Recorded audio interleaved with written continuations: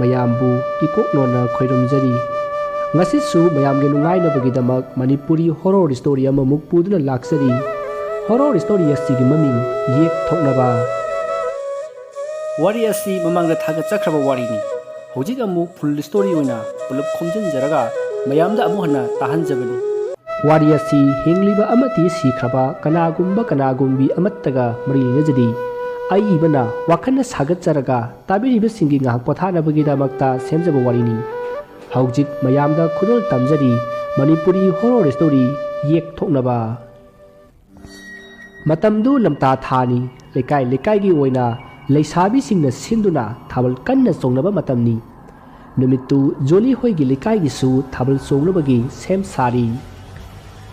lata horen mayabu hoi lakani haibro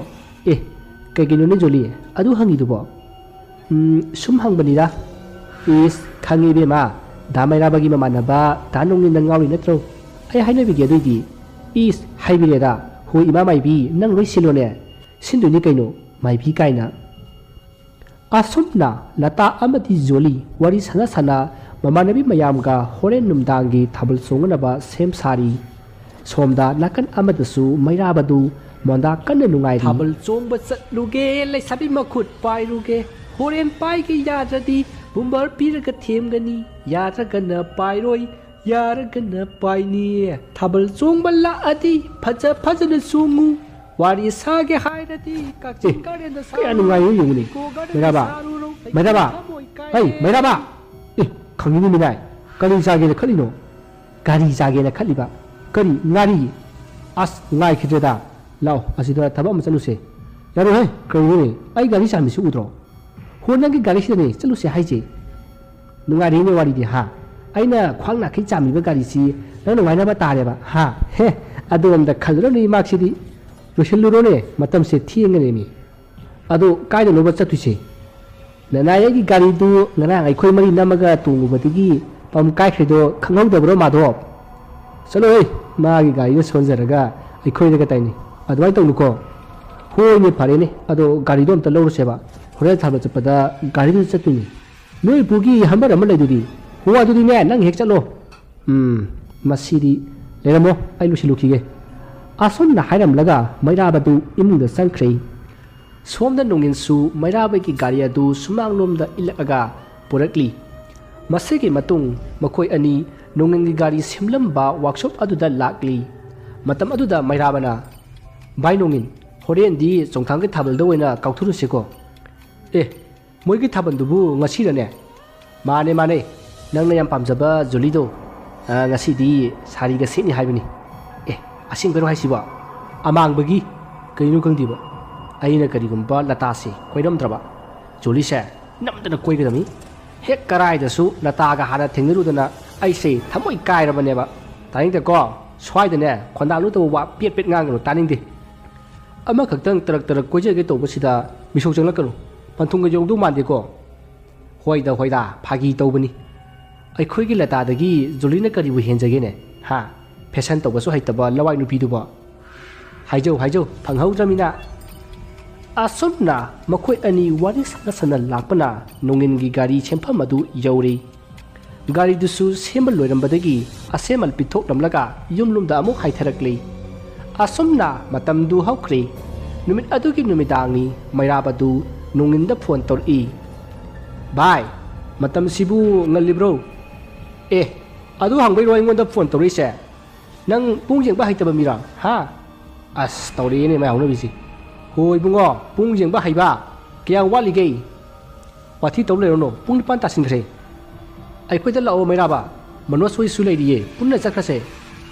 adu nga saina tamil da hayu ya ro ha indra bhaidra ne manos panjilka hoi yare lao thame thong khre asomna phone tamnara ba matung mai ra ba du nongin hoi da lak le masidagi makhoi taruk punna thabal chongba chatnabagi thoraklei asomna laktuna makhoi mayamadu lata hoi joli hoi gi thabal chongpham adu yoduna makhoi na khoida jabi singa punna nungaina thabal chongli asomna joli amadi nongin su thabal chongki matam adu da nongin na magi oiba thamoi gi wari kaya phongdoki joli su harau nongin na hariba singadu yaduna makoi ani numit adudagi nungsinaba haibadu oiki asomna nungsinnarakpa tha mari phajilakli nongma nongin amadi joli chingya amata phaminaduna wari sanari maduda jolina nonginda danongin kainoma hangena sarukti jalo ha kana sai bana tragadi saroi kariwano hairo adubro danongin gi mingse kamaina nongin thonkrino usi ki mingsi natradi amta lejadrabo hai sidi lagi wari ni ne yam athale de tholiba jani noi ki phajaba ma khalaga pangthon thonbadu nati ne hoiba adu kari athanoba aiko ipudo maiba maisong ni mana thonbirambani aina taibang phawbo numitu nong kanna takhi hai aduda ipuna nong tabadu somda angang unabagi mayamna koichen chenabada nungai ti haidana nongdo hangkhinaba leiwa tawrubani hai aduda nongsu hangkre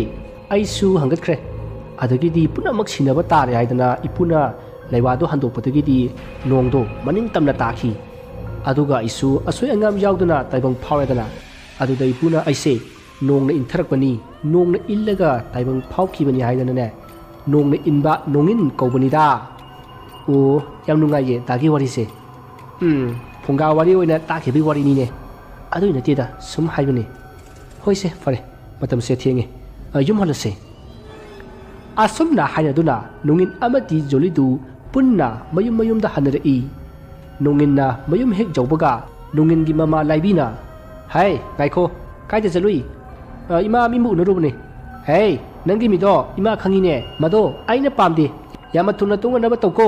karigumba mabu yum sida mawoina pusilaba ima bu phati hainu as ima adugumba andam biswas ki wakaldo khara thado hojikse yam sakolabani hai nogi adugumba sakopadu ni ne sirai marai se khangnabra ima na hairi basini nupido ima sumpam pamdi moi kai khoika yek thunai haibasi kayara khana hai khoge yek thunarga kaidogi ma khomai hui kisu yek thunai hai kaso tawdri sidi yek thunga daba mayam su phattaba le sidi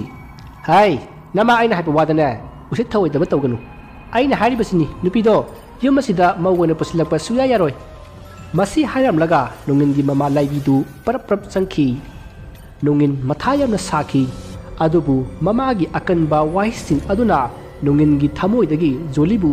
inthokpadi ngamlamdi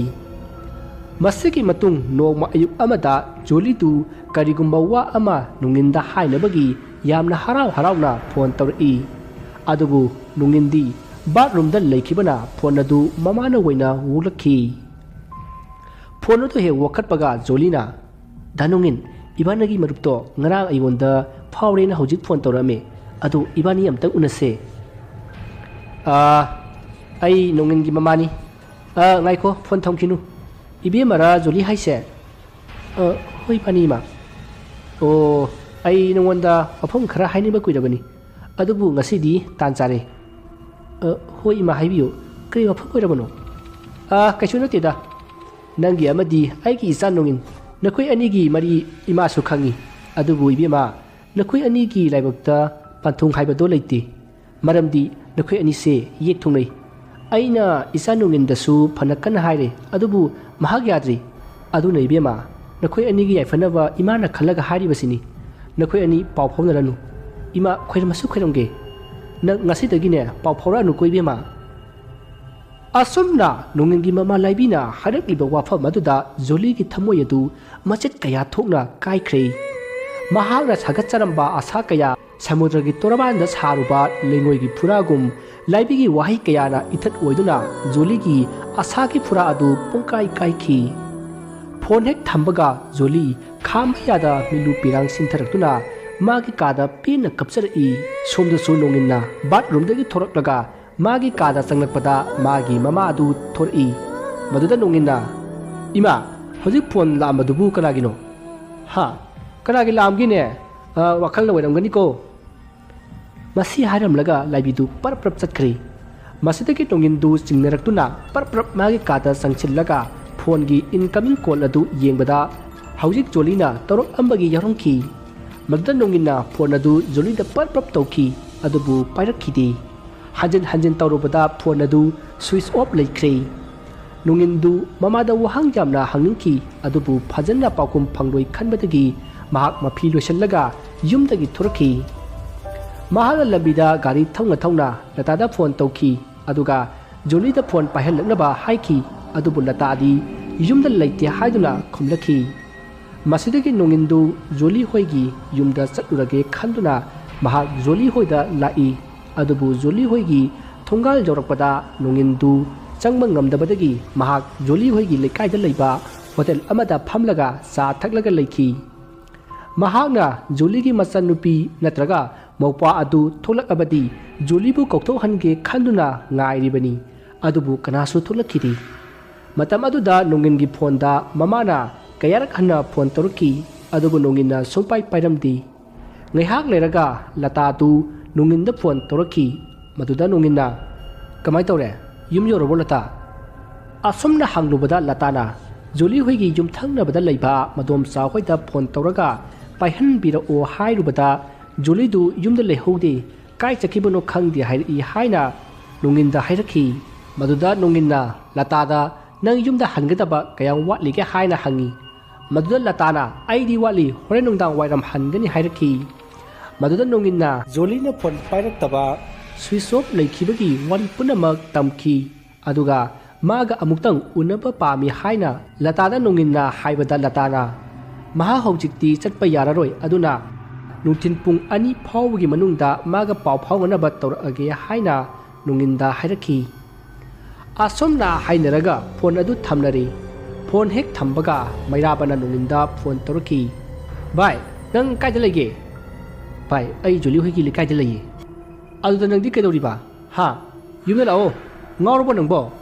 ꯅꯪꯒꯤ ꯀꯔꯤ ꯋꯥꯠꯀꯦ? ꯍꯥ? ꯏꯃꯥ ꯍꯥꯏꯔꯦ ꯀꯣꯂꯦꯖꯀꯤ ꯂꯦꯛꯆꯔꯅꯤ, ꯄꯥꯕꯨꯡ ꯍꯥꯏꯔꯦ army ꯃꯦꯖꯔꯅꯤ, ꯅꯆꯤꯟ ꯅꯅꯥꯎ 2 ꯁꯨꯕꯁꯨ ꯅꯠꯇꯦ, ꯅꯨꯄꯤꯕꯨ ꯃꯥ ꯃꯊꯟꯗꯔꯣ? ꯏꯃꯥꯒꯤ ꯃꯥꯌꯣꯛꯇ ꯂꯩꯒꯦ ꯈꯟꯒꯅꯨ, ꯂꯥꯛꯑꯣ ꯌꯨꯝꯗ." "ꯚꯥꯏ, ꯌꯥꯔꯦ, ꯐꯣꯟ ꯊꯝꯃꯣ. ꯑꯩꯒꯤ ꯑꯅꯤꯡꯕ ꯑꯄꯥꯝꯕꯗ ꯌꯦꯠꯄ ꯃꯤ ꯈꯨꯗꯤꯡꯃꯛ ꯑꯩꯒ ꯃꯔꯤ ꯑꯃꯠꯇ ꯂꯩꯅꯗ꯭ꯔꯕꯅꯤ." ꯃꯁꯤ ꯍꯥꯏꯔꯒ ꯅꯣꯡꯏꯟꯗꯨ ꯁꯥꯎꯅ ꯐꯣꯟ ꯑꯗꯨ ꯊꯝꯃꯤ꯫ ꯃꯇꯝ ꯑꯗꯨꯗ ꯑꯁꯣꯝꯗꯅ "ꯃꯩꯔꯥꯕ, ꯀꯔꯤ ꯍꯥꯏꯔꯤꯅꯣ ꯃꯥꯅ?" "ꯑꯁ ꯏꯃꯥ ꯁꯥꯎꯔꯛꯏꯗ. ꯑꯩꯁꯨ ꯐꯅ ꯀꯟꯅ ꯍꯥꯏꯔꯤꯗꯨꯅꯤ. ꯃꯥꯒꯤ ꯑꯅꯝ ꯀꯟꯕꯤꯗꯨ ꯇꯧꯈ꯭ꯔꯦ. ꯃꯥꯒꯤ ꯃꯥꯌꯣꯛꯇ ꯂꯩꯕꯉꯩ ꯑꯃꯠꯇ ꯃꯔꯤ ꯊꯝꯃꯣꯏ, ꯃꯔꯤ ꯂꯩꯅꯗꯦꯅ ꯍꯥꯏꯔꯛꯏ." "ꯑꯣ, ꯑꯗꯨꯗꯤ ꯃꯥꯅ ꯍꯥꯏꯔꯤꯁꯤ ꯃꯃꯥ ꯑꯩꯕꯨꯁꯨ ꯃꯔꯤ ꯂꯩꯅꯖꯁꯤꯡꯅꯦ." "ꯃꯗꯨꯃꯗꯤ ꯈꯪꯗ꯭ꯔꯦꯍꯦ ꯏꯃꯥ. ꯐꯩ ꯐꯩ, ꯄꯨꯁꯜꯂꯛꯑꯁꯅꯨ. ꯃꯥꯅ ꯑꯄꯥꯝꯕ ꯅꯨꯄꯤꯗꯣ ꯄꯨꯁꯜꯂꯛꯑꯒ ꯅꯨꯡꯉꯥꯏꯅ ꯄꯥꯜꯍꯧꯔꯁꯅꯨ. ꯃꯩꯔꯥꯕ, ꯏꯃꯥ ꯆꯠꯂꯦꯍꯦ." ꯃꯁꯤ ꯍꯥꯏꯔꯝꯂꯒ ꯅꯣꯡꯏꯟꯒꯤ ꯃꯃꯥ ꯂꯥꯏꯕꯤ ꯑꯗꯨ ꯀꯞꯄꯒ ꯆꯠꯈ꯭ꯔꯦ꯫ ꯃꯇꯝ ꯑꯗꯨꯗ ꯃꯩꯔꯥꯕꯅ ꯅꯣꯡꯏꯟꯗ ꯑꯃꯨꯛ ꯍꯟꯅ ꯐꯣꯟ ꯇꯧꯈꯤ꯫ ꯃꯗꯨꯗ ꯅꯣꯡꯏꯟꯅ "ꯀꯩ ꯑꯃꯨꯛ ꯂꯩꯔꯦ?" "ꯚꯥꯏ, ꯅꯪ ꯁꯥꯎꯅꯨꯀꯣ. ꯏꯃꯥꯒꯤ ꯃꯃꯥꯡꯗ ꯍꯥꯏꯗ ꯌꯥꯗꯗꯅ ꯑꯩ ꯍꯥꯏꯈꯤꯕꯅꯤ." "ꯍꯣꯏ ꯌꯥꯔꯦꯁꯦ, ꯑꯩꯁꯨ ꯈꯪꯉꯦ. ꯏꯃꯥꯗꯣ ꯆꯠꯈ꯭ꯔꯕꯣ?" "ꯀꯞꯄꯒ ꯆꯠꯈ꯭ꯔꯦ." "ꯈꯪꯗ꯭ꯔꯦ ꯚꯥꯏ. ꯏꯃꯥꯁꯨ ꯅꯨꯡꯁꯤ, ꯖꯣꯂꯤꯁꯨ ꯀꯥꯏꯅꯅꯤꯡꯗꯦ. ꯀꯩꯗꯧꯕꯒꯤ ꯂꯩꯔꯝꯃꯤꯅꯣ ꯈꯪꯗꯦꯕ ꯌꯦꯛꯀꯥꯁꯦ." "ꯚꯥꯏ, ꯂꯩꯇ ꯌꯥꯗꯗꯅ ꯂꯩꯔꯤꯃꯤꯅꯦ. ꯆꯠꯅꯕꯤ ꯍꯥꯏꯁꯦ ꯂꯩꯔꯝꯗ꯭ꯔꯗꯤ ꯀꯔꯝꯅ ꯁꯃꯥꯖ ꯑꯃ ꯁꯦꯝꯒꯅꯤ?" "ꯌꯥꯔꯦ ꯚꯥꯏ, ꯔꯦꯗꯤꯑꯣ ꯂꯤꯂꯥꯗꯒꯤ ꯆꯤꯟꯐꯥ ꯄꯨꯍꯧꯕ ꯗꯥꯏꯂꯣꯛ ꯃꯥꯜꯂꯦ." "ꯑꯁ ꯅꯪ ꯁꯤꯗꯤ. ꯐꯔꯦꯁꯦ, ꯍꯦꯟꯅ ꯈꯟꯖꯤꯜꯂꯨꯔꯅꯨ. ꯏꯃꯥꯅ ꯅꯪꯅ ꯇꯧꯅꯤꯡꯕꯗ ꯇꯧꯔꯁꯅꯣꯅ ꯍꯥꯏꯔꯝꯂꯕꯅꯤ." "ꯑꯦ, ꯑꯁꯦꯡꯕꯔꯣ ꯚꯥꯏ?" "ꯍꯣꯏꯃꯤ. ꯑꯗꯣ ꯅꯪ ꯀꯩꯗꯧꯒꯦꯅ ꯈꯜꯂꯤꯒꯦ?" "ꯚꯥꯏ, ꯖꯣꯂꯤꯁꯦ ꯉꯁꯤ ꯑꯩ ꯌꯨꯝꯗ ꯄꯨꯁꯤꯜꯂꯒꯦꯅ ꯈꯜꯂꯦ. ꯑꯗꯨꯅ ꯅꯣꯏꯗ ꯊꯩꯔꯛꯑꯒꯦꯀꯣ." "ꯑꯦ, ꯑꯩꯈꯣꯏꯗ? ꯑꯁ ꯌꯥꯒꯗ꯭ꯔꯅꯦ? ꯇꯜꯂꯒꯅ ꯇꯜꯂꯦ ꯍꯥꯏꯌꯨ." "ꯌꯥꯔꯦ ꯚꯥꯏ, ꯑꯩ ꯐꯣꯟ ꯊꯝꯃꯒꯦ." "ꯑꯁ ꯑꯝꯇ ꯉꯥꯏꯈꯣꯗ." "ꯐꯔꯦꯁꯦ, ꯄꯣꯔꯛꯑꯣ. ꯂꯥꯟꯁꯦ ꯑꯩꯁꯨ ꯌꯥꯎꯔꯕꯅꯤꯅꯦ ꯍꯥ." ꯑꯁꯨꯝꯅ ꯋꯥꯔꯤ ꯁꯥꯅꯔꯒ ꯐꯣꯟ ꯑꯗꯨ ꯊꯝꯅꯔꯦ꯫ ꯃꯇꯝꯗꯤ ꯑꯁꯨꯝ ꯍꯧꯖꯤꯟꯈꯤꯕꯅ ꯍꯧꯖꯤꯛ ꯅꯨꯡꯊꯤꯜꯒꯤ ꯄꯨꯡ 2 ꯍꯦꯟꯖꯜꯂꯛꯂꯤ꯫ ꯃꯇꯝ ꯑꯗꯨꯗ ꯂꯇꯥꯅ ꯅꯣꯡꯏꯟꯗ ꯐꯣꯟ ꯇꯧꯔꯛꯈꯤ꯫ ꯅꯣꯡꯏꯟꯅ ꯐꯣꯟ ꯑꯗꯨ ꯋꯥꯈꯠꯂꯒ "ꯀꯃꯥꯏ ꯇꯧꯔꯦ?" ꯍꯪꯕꯗ ꯂꯇꯥꯅ ꯍꯧꯖꯤꯛ ꯉꯥꯏꯍꯥꯛꯀꯤ ꯃꯇꯨꯡꯗ ꯖꯣꯂꯤꯒ ꯊꯣꯔꯛꯑꯒꯦ ꯑꯗꯨꯒ ꯋꯥꯔꯤ ꯁꯥꯅꯔꯣ ꯍꯥꯏꯔꯛꯈꯤ꯫ ꯅꯣꯡꯏꯟ ꯌꯥꯝꯅ ꯍꯔꯥꯎꯅ ꯍꯣꯏ ꯍꯥꯏꯔꯒ ꯐꯣꯟ ꯑꯗꯨ ꯊꯝꯅꯔꯦ꯫ ꯃꯁꯤꯒꯤ ꯃꯇꯨꯡ ꯅꯨꯡꯗꯥꯡꯋꯥꯏꯔꯝꯒꯤ ꯄꯨꯡ 3 ꯍꯦꯜꯂꯛꯄꯗ ꯂꯇꯥꯒ ꯖꯣꯂꯤꯒꯗꯨ ꯊꯣꯔꯛꯈꯤ꯫ ꯃꯁꯤꯗꯒꯤ ꯅꯣꯡꯏꯟꯒ ꯖꯣꯂꯤꯒ ꯎꯅꯗꯨꯅ ꯋꯥꯔꯤ ꯁꯥꯅꯔꯛꯏ꯫ ꯅꯣꯡꯏꯟꯅ "ꯏꯃꯥꯅ ꯀꯔꯤ ꯀꯔꯤ ꯍꯥꯏꯔꯛꯀꯦ?" ꯍꯥꯏꯅ ꯍꯪꯉꯤ꯫ ꯃꯗꯨꯗ ꯖꯣꯂꯤꯅ "ꯀꯩꯁꯨ ꯍꯥꯏꯔꯛꯇꯤꯌꯦ. ꯁꯦ, ꯏꯕꯥꯅꯤꯅ ꯌꯥꯎꯕ ꯃꯔꯨꯞꯇꯣ ꯉꯔꯥꯡ ꯐꯥꯎꯔꯦ. ꯅꯪꯒꯤ ꯁꯔꯨꯛꯇꯣ ꯄꯨꯈ꯭ꯔꯣ." "ꯖꯣꯂꯤ, ꯀꯩꯒꯤꯅꯣ ꯅꯪꯅ ꯑꯩꯒꯤ ꯐꯣꯟ ꯄꯥꯏꯔꯛꯇ꯭ꯔꯤꯗꯨꯕꯣ?" "ꯗꯥ ꯅꯣꯡꯏꯟ, ꯁꯦꯟꯁꯦ ꯂꯧꯔꯣ. ꯑꯩ ꯆꯪꯈ꯭ꯔꯒꯦ." "ꯆꯪꯈꯤꯕ ꯌꯥꯔꯣꯏꯕ. ꯁꯦ, ꯉꯁꯤꯗꯤ ꯏꯕꯥꯅꯤ ꯄꯨꯟꯅ ꯆꯠꯈ꯭ꯔꯗꯧꯅꯦ." "ꯗꯥ ꯅꯣꯡꯏꯟ, ꯀꯩꯅꯣ ꯅꯪꯅ ꯍꯥꯏꯔꯤꯗꯨꯕꯣ? ima ipagi mayokta leibase aidi pamdi tanungin su atupa nupi ama yengkhro hoise yengkhrage adu gari da kakaloba yaroiba danungin asomna joli ga nungin ga mari kanna tawrari ngai lata tu changsil laktuna joli du mayum da hankhina ba hairami matamadu da nungin na ma ngasidi pukhrage haibada latana adudi aisu khangti nakhoi ani yanabagi makha poli hairami somda joli su suya yaramdi masadagi nungin na phari adudi ai ngasi siruruni haiduna gari adu start tawi masidagi joli du upai leitaduna nungin gi gari da kakhatki masigi matung lata da bidai piram laga joli amati nungin du anoba punsi amagi dama khong thangjinki masigi matung nungin amadi joli laibak pumjau thinna luhungki nungin gi mama laibi du maithong da yaning tabagi mami amatta utkhiri asumna luhongba adu harau tayamna pangthoki matamte asum haujin khibana hojik luhongba sahi ama henjalaklei adubu joli mamitta masa amatta uramdi nakan amaromda nungin gi mama laibi aduna jolibu nongmagi otpa neiba asum haurakhi masigi sum mathakta nungin su jolibu minaiba haurakhi nomidang thiengna nungin du yu ngaurga halakhi aduga joliga yamna kanna mari yenaduna khanakhi masidagi nungin na jolibu tamthina phuki masi mamang thakta su kayarak adum tawkraba thabakni adubu numit adudadi nungin na jolibu sathina phumanbadagi joli gyan mangki matam aduda nungin mama laibi chenchil laktuna tawriba adu yengki matam aduda jolidu makuktagi I haitharaga leimaida targa lerami magi manakta nungin na yu likligi akaiba bottle ama pairaga lepaga lerami masidagi laibina nonginda ibungo kaino nanga tawriba sibo haiduna nganglami maduda nonginna aisu khanghodreima haiduna inga ngai masigi matung jolibu laibi amati nonginna magi makoktagi tara iba I singatu taithoki amadi leimaida tariba I singadu su taithoki masi punamak loiraga jolibu siling fel aduda mangakta phina kisallaga yankatlaga thamki asomna tawdari ngai aduda yumthangnabada leiba ahad ama ani changsillaktuna khanaba adu khamba lakhi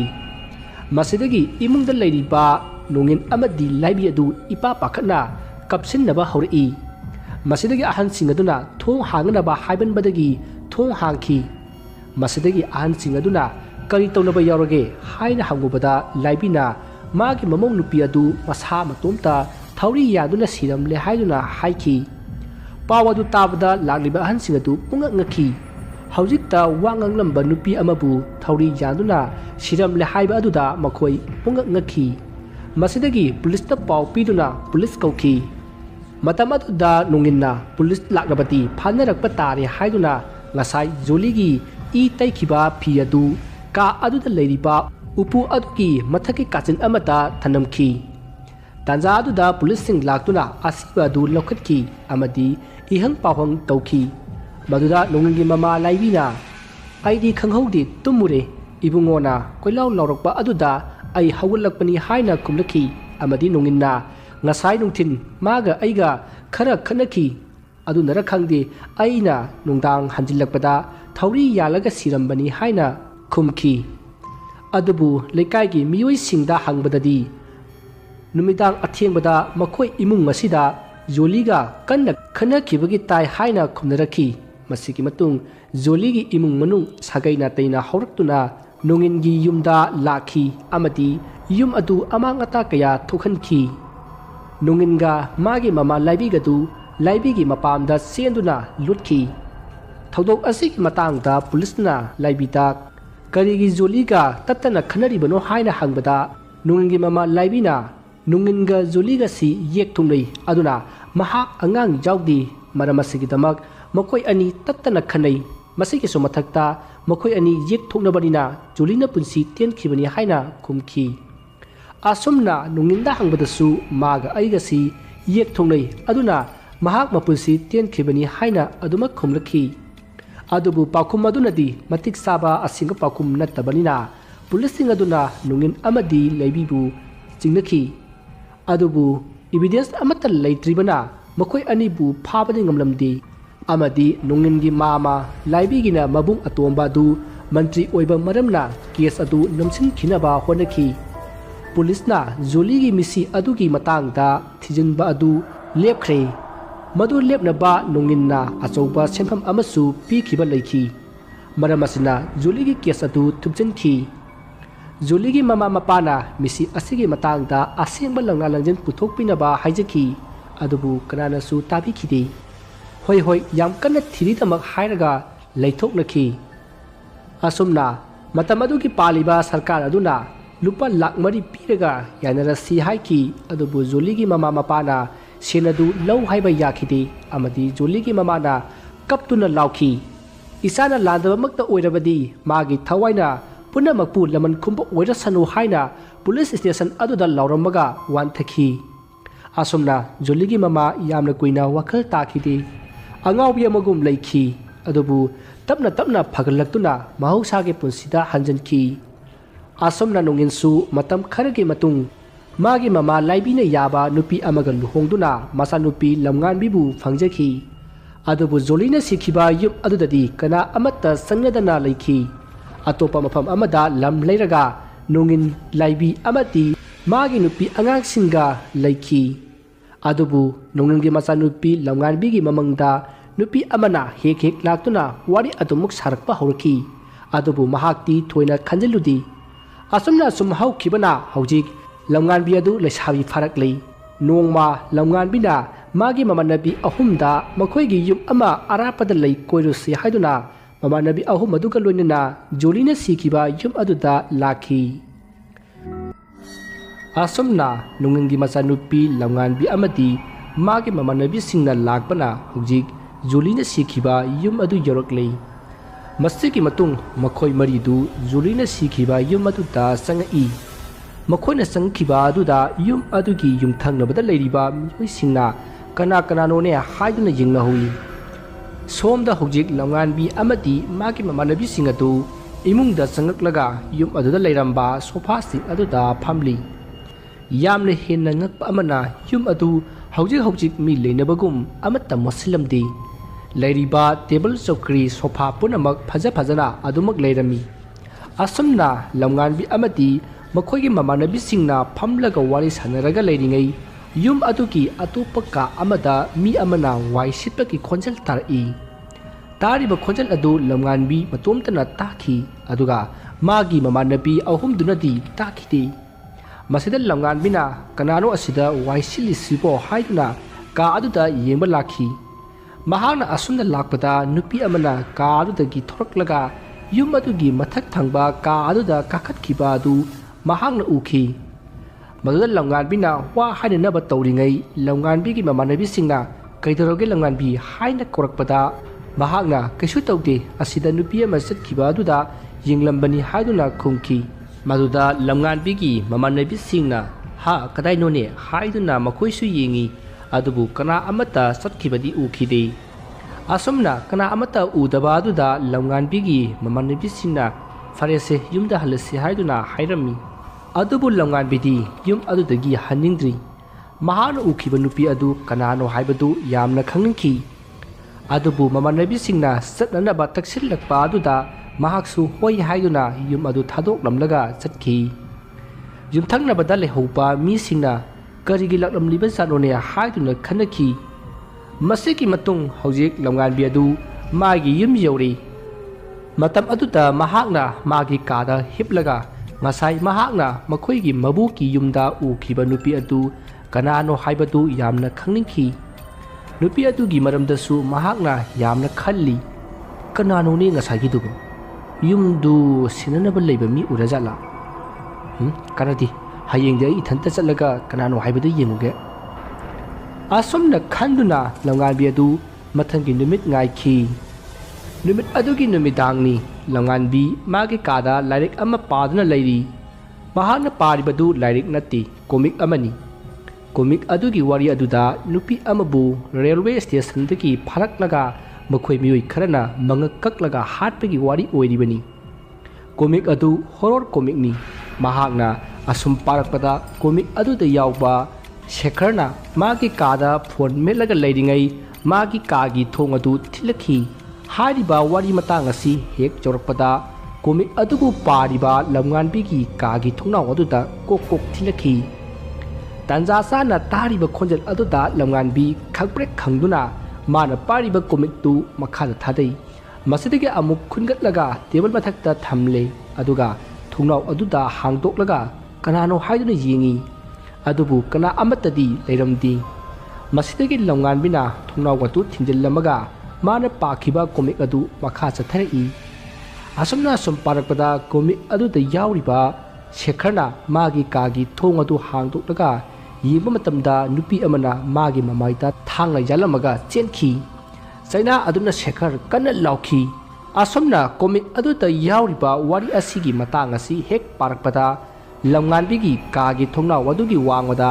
ꯅꯨꯄꯥ ꯑꯃꯅ ꯂꯥꯎꯕꯒꯤ ꯈꯣꯟꯖꯦꯜ ꯂꯥꯞꯅ ꯇꯥꯝꯅ ꯇꯥꯈꯤ꯫ ꯈꯣꯟꯖꯦꯜ ꯑꯗꯨ ꯇꯥꯕꯗ ꯂꯝꯉꯥꯟꯕꯤꯅ ꯃꯥꯒꯤ ꯀꯥꯒꯤ ꯊꯣꯡꯅꯥꯎ ꯑꯗꯨꯗ ꯄꯔꯞ ꯄꯔꯞ ꯆꯪꯁꯤꯟꯗꯨꯅ ꯊꯣꯡꯅꯥꯎ ꯑꯗꯨ ꯍꯥꯡꯉꯤ ꯑꯗꯨꯒ ꯀꯣꯏꯌꯦꯡ ꯌꯦꯡꯉꯤ꯫ ꯃꯇꯝ ꯑꯗꯨꯗ ꯊꯣꯡꯅꯥꯎ ꯑꯗꯨꯒꯤ ꯃꯥꯌꯣꯛꯅꯕꯗ ꯂꯩꯔꯤꯕ ꯀꯀꯥ ꯕꯣꯔꯤꯁ ꯍꯣꯏꯒꯤ ꯌꯨꯝꯊꯛ ꯑꯗꯨꯗ ꯅꯨꯄꯥꯔ ꯅꯨꯄꯤꯔ ꯈꯪꯗꯕ ꯑꯃꯅ ꯂꯦꯞꯄꯒ ꯂꯩꯕꯗꯨ ꯊꯥꯕꯜꯒꯤ ꯃꯉꯥꯜ ꯑꯗꯨꯗ ꯎꯈꯤ꯫ ꯃꯗꯨ ꯎꯔꯨꯕꯗ ꯂꯝꯉꯥꯟꯕꯤꯅ ꯀꯅꯥꯅꯣ ꯑꯁꯤꯗꯤ ꯍꯥꯏꯗꯨꯅ ꯈꯜꯂꯒ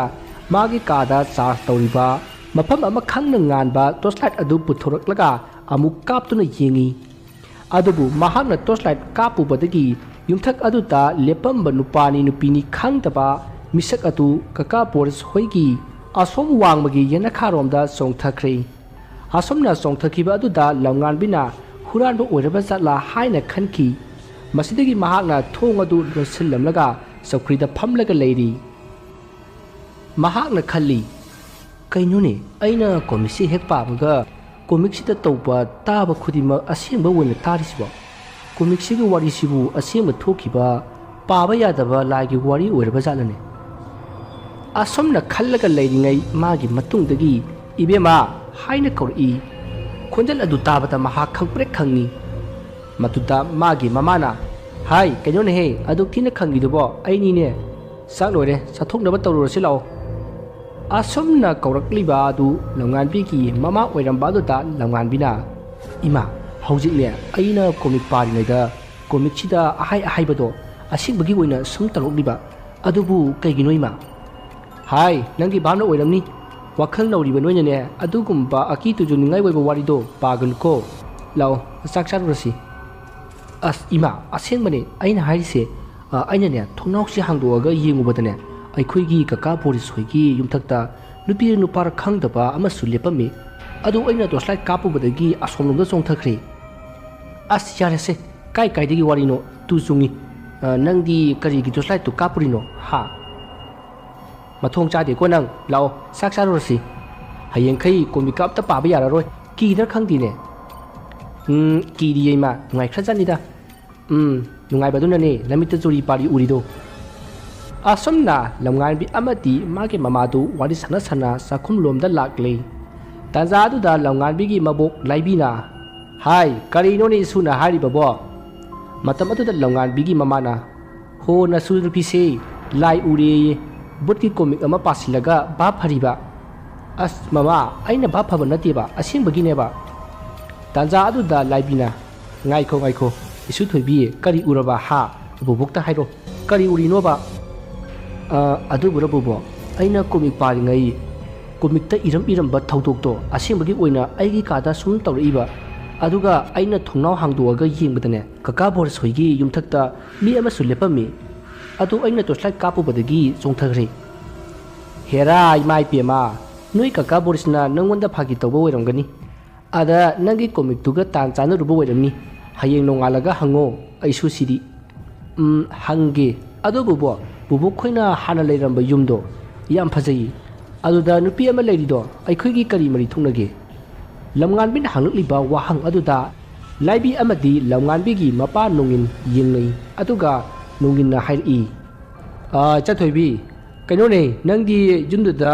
ꯅꯨꯄꯤ ꯑꯃ ꯂꯩ ꯍꯥꯏꯕꯁꯤꯗꯤ ꯀꯃꯥꯏꯅ ꯈꯪꯉꯤꯕ? ꯕꯕꯥ ꯑꯩꯅ ꯉꯁꯥꯏ ꯆꯠꯄꯗ ꯂꯩꯍꯧꯋꯤ ꯑꯗꯨꯒꯤ ꯍꯥꯏꯕꯅꯤꯗ꯫ ꯅꯪꯗꯤ ꯀꯔꯤꯒꯤ ꯌꯨꯝꯗꯨꯗ ꯆꯠꯂꯨꯔꯤꯕ ꯍꯥ? ꯍꯌꯦꯡꯈꯩ ꯆꯠꯂꯨꯅꯨꯀꯣ ꯃꯗꯨꯒꯤ ꯌꯨꯝꯗꯣ ꯂꯥꯏ ꯐꯠꯇꯕ ꯂꯩꯕ ꯌꯨꯝꯅꯤ꯫ lam henduna chatlaba nang adum sijare khanguko hoi baba asumna makhoi ware sana sana sak sabal loisilaba matung magi kada tumba sanglakre matam di asum hojin kibana ahingi matam yorokli matam aduda lamngan bigi mabuki yum aduda mahak matom ta lai aduga yum aduda sangduna man ukiba nupi adu koithi thirai asumna mahakna thirakpada amamba ka amada nupi ama sut sut kappaga lerami maduda lamngan bina kaidoroge nang kanano haina hangi matam aduda nupi aduna ai yumsigi mine adubu nakhoina ibu ithokpire sak su pijadi thabakti adum suale ai chaigamna lami asi haraga amuk sut kapkhri matam aduda lamngan bina ai sak pijage namai do nokalo ai ge wari sase asumna hairubada nupi adu mamai tapna nunkhalai taja aduda lamngan bi gi mamana lamngan bi haiduna hauduraki asumna haudurakpa aduda lamngan bi mamit khampang pagi aduga mamada munna yingi maduda mamana hai kidoragine masibo hogolo no ngale tuition chatpa thiengkini asumna hairamaga lamngan bi gi mamadu satkhrei masida lamngan bina khali kaino hujiki mangdudi aseng bagisu yumduda nupidu adum leramgadane asumna khanna mahak phamungdagi haugatlakle aduga mamai mamit ta thoklaga mamagi manakta sanglai aduga ima haujine aigi mangda bubu hoigi yumdo uiyebako adugi yumduda ima yam wana nupi ma lehawi as lamngan bi nang adui wado palla anu haiba natro tumge de haidraga kai kandabda mangmangino chalo tuition thiengkhinabani asumna lamngan bigi mamana sairakpa aduda lamngan bisu magi tuition du satkrei lamngan bigi mamasi yamna kigali mahakti butpret lai haibasi yamna kijaba misakni maram asina lamngan bina sarakliba wari aduda mahak hena kiduna lamngan bida sairibani masegi matung lamngan bigi mabok laibi du thabak ama satluni haiduna satki lamngan bigi mapa nonginsu magi thabak chatkrei hojik yum asida lamngan bigi mama du khaktamak leiri ngehak leiraga lamngan bisu halaklei masidagi lamngan bina magi mamada mabuk amati mapa bungbu hangki maduda lamngan bigi mamana thabak chatna khi haina khumai matamaduda lamngan bina ima adudi tanam nasari ibani thabak ama chaluse ha kai thabak no imadi sangoi ko as ima chaluse ba agi bubu hoi yumduda chaluse ba ngamoi noi babana lai phataba lei haidudi nang sune chalun ko as ima chaluse ba babana phagi tawrine adane phi phajaba mayam ama sana howe adu su yengkseba asumna lamngan bi da gidi taksilakpa aduda lamngan bi ki mama su hoi haiduna yari asumna lamngan bi amati lamngan bi ki mama adu lamngan bi ki mabu ki yum jolina sikhiba yum aduda lakle asumna lakpana makhoi yum adu yauri masidagi makhoi ani yum manung aduda sangai hena ngakpa amana ngarang lakpadadi yamna nalhobani adubu ngasidi yum asi sahi kaya mi lenerudraba yum amagum yamna mosilami teban chakuri mayam adusu atikpasu yaurami madu ubada lamngan bi punga ngai mahakna mamada ima ngarang di yamna nalhobani hoyi yam mosilami kamai tawjano masibo asomna hairubada mamana ibema mafam simawung amani ima yam hainadre chada silao kedodino ibani na sida sum leiraga asomna hainaringai yum adugi saksanglomda karigumba ama thadabagi khonjal tarai khonjal adu tabada lamngan bigi mama adu kanna lauraga mapanda senthoki mamagi mataw aduda lamngan bisu swai laukhiduna mahaksu mapanda senthori matam aduda lamngan bina ima kaidorage haina hangi maduda mamana hojik tamna raidudi haina khumai maduda lamngan bina as ima nang sidiba aidi mihunga ayurure mihundo magdringai yum chala silao kaisu kandabda laini aina laise asumna lamngan biga magi mamaga na wari sadaringai nupa ahan ama sangraklaga nakoibu yumsigi kana no haina hangi maduda lamngan bigi mamana pabung aikoi yumsigi mine nungin haidugi nupini aina aduga masina masa nupini o ꯑꯗꯣ ꯅꯈꯣꯏ ꯑꯅꯤꯅ ꯃꯐꯝ ꯑꯁꯤꯗ ꯂꯥꯛꯏꯁꯤꯕꯨ ꯀꯔꯤꯒꯤꯅꯣꯅꯦ? ꯁꯨꯝ ꯍꯪꯕꯅꯤꯀꯣ꯫ ꯄꯥꯕꯨꯡ ꯁꯨꯝ ꯂꯥꯛꯄꯅꯤ, ꯀꯩꯁꯨ ꯃꯔꯝ ꯂꯩꯇꯦꯗ꯫ ꯑꯣ, ꯑꯗꯣ ꯏꯕꯦꯝꯃ, ꯌꯨꯝꯁꯤꯗ ꯂꯩꯔꯤꯕ ꯊꯋꯥꯏꯁꯦ ꯑꯃꯨꯛꯇꯪ ꯂꯣꯏꯁꯤꯟꯅꯕ ꯇꯧꯅꯦ꯫ ꯃꯈꯣꯏ ꯌꯨꯝꯊꯪꯅꯕꯗ ꯂꯩꯔꯤꯕ ꯃꯈꯣꯏꯁꯦ ꯂꯩꯐꯝ ꯆꯥꯐꯝ ꯑꯃꯠꯇ ꯈꯪꯗ꯭ꯔꯦꯅꯦ꯫ ꯌꯨꯝꯕꯨ ꯅꯈꯣꯏ ꯌꯥꯎꯗ꯭ꯔꯒꯗꯤ ꯂꯥꯏꯁꯦ ꯂꯣꯏꯁꯤꯟꯕꯁꯨ ꯌꯥꯔꯣꯏ ꯍꯥꯏꯔꯤꯕꯅꯤ꯫ ꯑꯗꯨꯅ ꯅꯈꯣꯏꯅ ꯑꯃꯨꯛꯇꯪ ꯂꯣꯏꯁꯤꯜꯂꯨꯅꯦ, ꯅꯠꯇ꯭ꯔꯕꯗꯤ ꯑꯩꯈꯣꯏꯁꯨ ꯅꯣꯡꯃꯗꯤ ꯁꯣꯏꯗꯅ ꯑꯋꯥꯐꯝꯗ ꯇꯥꯕ ꯁꯣꯏꯗꯦꯍꯦ꯫ ꯋꯥꯐꯝ ꯑꯁꯤ ꯇꯥꯕꯗ ꯂꯝꯉꯥꯟꯕꯤꯒꯤ ꯃꯃꯥꯗꯤ ꯀꯤꯕꯅ ꯂꯣꯏꯔꯤ꯫ ꯃꯗꯨꯗ ꯂꯝꯉꯥꯟꯕꯤꯅ ꯑꯍꯟ ꯑꯗꯨꯗ ꯍꯪꯉꯤ, ꯏꯄꯨ,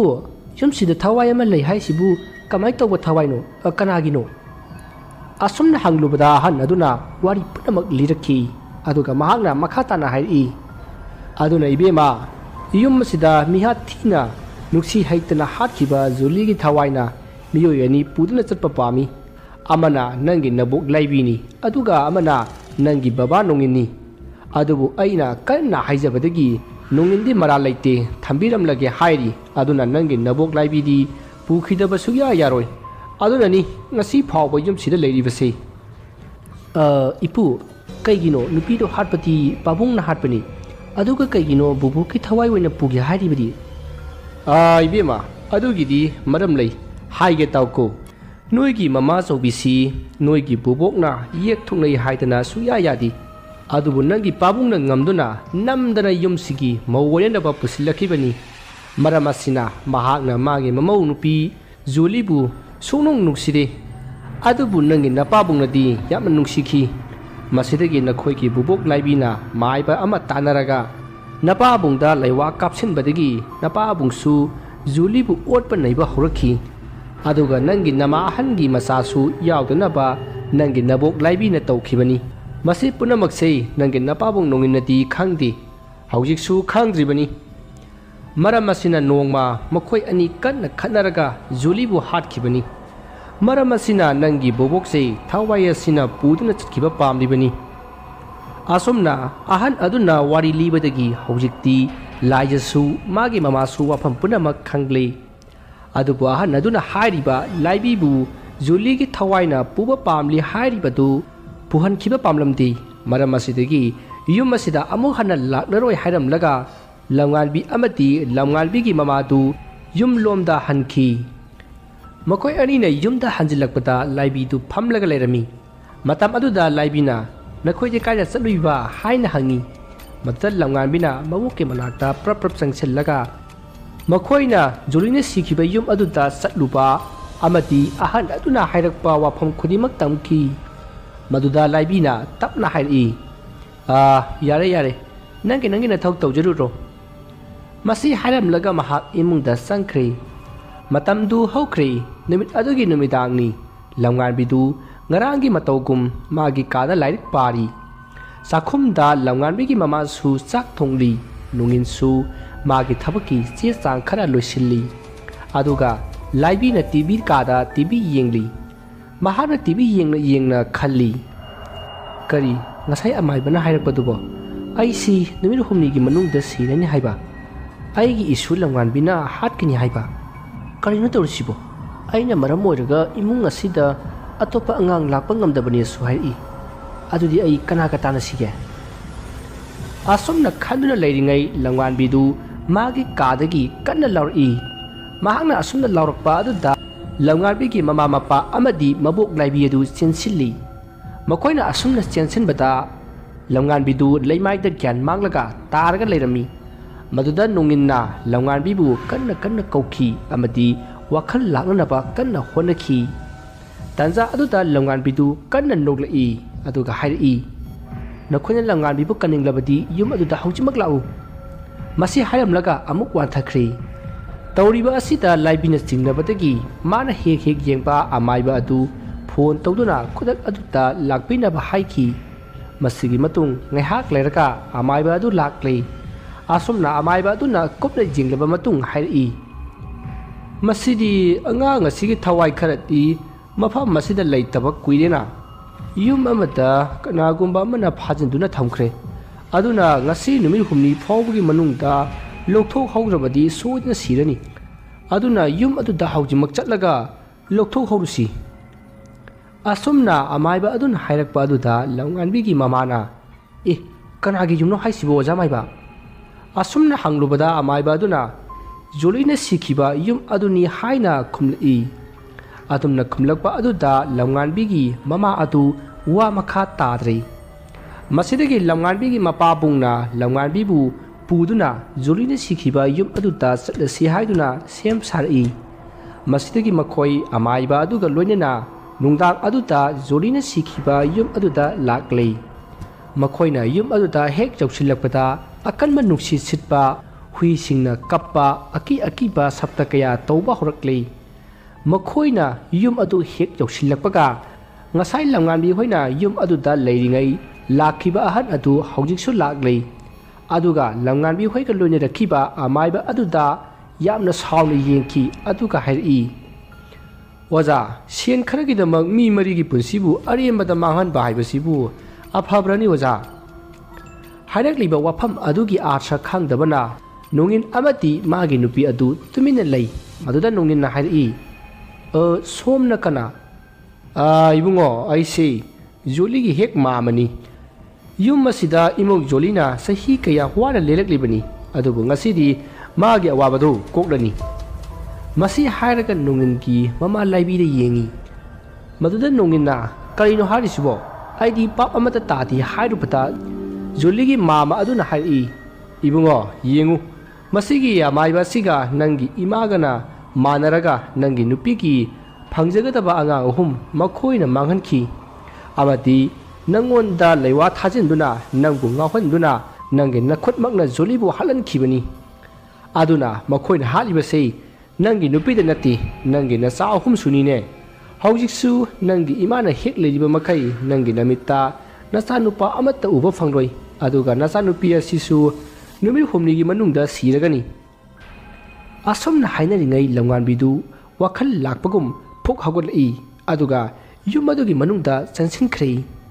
leiriba mayamadu pungangai matam aduta nungina lamnganbibu phananaba honakhi adubu kanagumba amana kauthorki masidagi amaiba ani aduna masidi mungong amani haiduna makoina haijaba leiwa kaya sonduna lai khoiramba horakle masidagi laibina kaukhiba amaiba aduna maira khara sukhatnaba hairaki masidagi yum aduda lakhiba joligi mama aduna magi khawda yauribani hairakpadigi mai sukhatuna lai kanna khoiramba horai tanja aduda lamnganbidu imung lomda kanna laurai tawriba mawong asida lamnganbigi mama adudi ki khibana wa angangba phawba ngamdri tanja aduda imung lomdagi lamnganbidu kanna chenthораklaga laibigi makhong adu pairaga soro singchinki lairiba amaiba ani amati nonginna yarana pasien sinbada yum adu thonglon sinkhri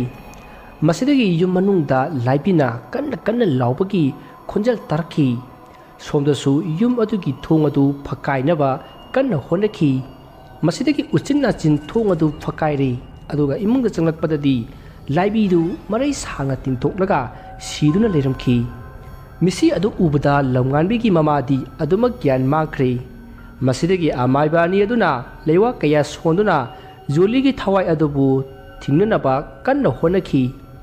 matamaduda joligi thawai changliba lamnganbina hairi yumasigi aiga nungingana leiramba ka adugi upu mathakta I taiba phi ama leiribani madu nakhonya loiselu madu natrapati ai yumasida adumak leikhini masi hairamlaga lamnganbi adu gyan makhre haujik thawai aduna hairambagi matung inna upu adugi mathakta kakhatuna yenglubada phi ama leiramki masidagi phi adu makhoina mai thaduna lai khoirambadagi joligi thawai adu yum adudagi chakhi asumna lai khoiramlaba matung leikai miyam taktuna laibigi asiba chang adu potoikhi masidagi gyan manglamba lamnganbi amati magi mama su gyan lakle asumna thauram pangthokpa loraba matung makhoi yum aduda mi leiba yananaba amaiba aniduna lai khoirambikhi asumna matam kaya haukhre jolina sikhiba yum aduda laibigi mapuroiba adu leiduna yum adubu ngak senki ꯋꯥꯔꯤ ꯑꯁꯤ ꯃꯇꯥꯡ ꯑꯁꯤꯗ ꯂꯣꯏꯖꯔꯤ ꯋꯥꯔꯤ ꯑꯁꯤꯗ ꯁꯣꯏꯈꯤꯕ ꯂꯥꯟꯈꯤꯕ ꯋꯥꯍꯩ ꯋꯥꯇꯥ ꯈꯤꯕꯤꯛ ꯇꯥꯕꯤꯔꯤꯕꯁꯤꯡꯅ ꯄꯨꯛꯆꯦꯜ ꯆꯥꯎꯅ ꯉꯥꯛꯄꯤꯒꯅꯤ